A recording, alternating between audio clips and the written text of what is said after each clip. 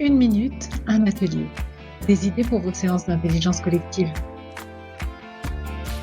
Nos points forts. Il peut être intéressant de mettre en place cet atelier si vous souhaitez renforcer la cohésion de façon générale dans votre équipe, mais aussi d'autant plus si le groupe fait face à des difficultés ou à un certain découragement, afin de faire émerger une énergie plus positive, que ce soit en début de projet ou au début d'une nouvelle étape. Principe clé de cet atelier, amener le collectif à axer son regard uniquement sur les points forts d'un groupe et à sortir pour un temps des difficultés et des problématiques en cours.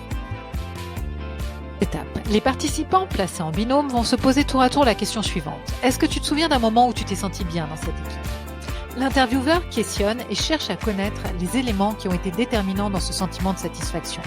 Puis chaque binôme restitue ces éléments en grand groupe. Le groupe alors en déduit les principaux points forts qui le caractérisent. Les modalités. Le groupe peut compter jusqu'à 20 personnes. Pour les interviews dans les binômes, il faut compter un minimum de 20 minutes, soit 10 minutes par interview. La restitution en grand groupe, on peut compter de 30 à 45 minutes. Il faudra aussi prévoir 15 minutes supplémentaires pour les échanges qui détermineront la liste des points forts retenus. Nos conseils. Il n'est pas si facile de parler du positif, alors soyez ferme sur le cadre.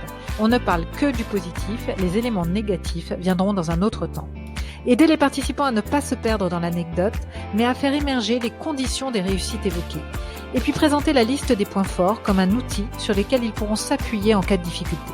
C'est parti, alors bonne animation et n'hésitez pas à nous faire vos retours, à adapter les ateliers à vos situations, à créer, à inventer et surtout à partager vos expériences.